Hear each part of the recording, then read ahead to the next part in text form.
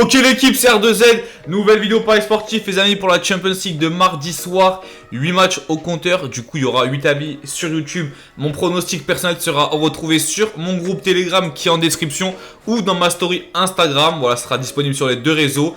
Ajoute-moi sur Instagram, rejoins le groupe Telegram, c'est 100% gratuit. Like, abonne-toi à ma chaîne YouTube, c'est pas encore déjà fait. Dès qu'on atteint les 500 likes, tu auras les pronostics sur YouTube pour mercredi et ainsi de suite. Premier match, on enchaîne directement avec Séville-Copenhague. Séville qui ont viré Lopetegui depuis un peu plus de 2 semaines. Depuis qu'ils ont viré Lopetegui, ça marche un petit peu mieux, on va dire. 4 matchs, 3 nuls, 1 victoire. Ça prend beaucoup moins de buts qu'avant. Donc là, entre Séville et Copenhague, c'est les deux équipes qui veulent se battre pour l'Europa League. Je donne l'avantage quand même à Séville. Sur ce match-là, ils jouent à domicile. C'est clairement leur dernière chance pour viser l'Europa League. Et on sait que Séville et l'Europa League, c'est une histoire d'amour. Donc, Séville gagne à domicile à 1,50. On a Salzbourg qui reçoit Chelsea. Ce groupe-là, les amis, c'est vraiment serré. Tout le monde peut se qualifier en LDC. Tout le monde peut passer à la trappe. Tout le monde peut aller en Europa League.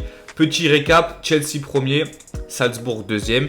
Au niveau des points, ça fait 7-6 et 4-4. Match pour moi avec des buts, match avec enjeu. Le seul truc qui est chiant, c'est l'horaire. Je vais prendre la sécurité, je vais prendre le plus d'1,5. La cote, elle est petite, elle est à 1,25. C'est sûr, c'est pas joué en simple. Mais si tu combines ça avec un autre match, pour moi, ça reste du safe. Et franchement, 1,25 pour le plus d'1,5 but sur ce match-là, c'est une cote très alléchante. Benfica, Juventus. Bah, clairement, la Juventus, ils sont obligés de gagner à l'extérieur pour espérer, je dis bien espérer, se qualifier pour la LDC et les huitièmes de finale. Sinon, ça sera directement l'Europa League. Entre le Benfica et la Juventus, j'annonce un match assez serré. Donc, je prendrai le match nul sur ce match-là. Celtic, Shakhtar dans la poule du Real et de Leipzig. Les deux équipes sont quasiment éliminées, à part le Shakhtar qui peut se qualifier parce qu'ils ont juste un point de retard derrière Leipzig. Mais bon, là, ils se déplacent au Celtic. Pour moi, sur ce match-là, je vous dis la vérité, les deux équipes vont marquer. Après, au niveau de l'avantage Celtic ou Shakhtar, ça reste du 50-50. À voir si Celtic joue encore l'Europa League. Parce que mathématiquement parlant, c'est possible. Hein, ils ont que 4 points de retard derrière le Shakhtar et il reste 2 matchs. Donc c'est possible.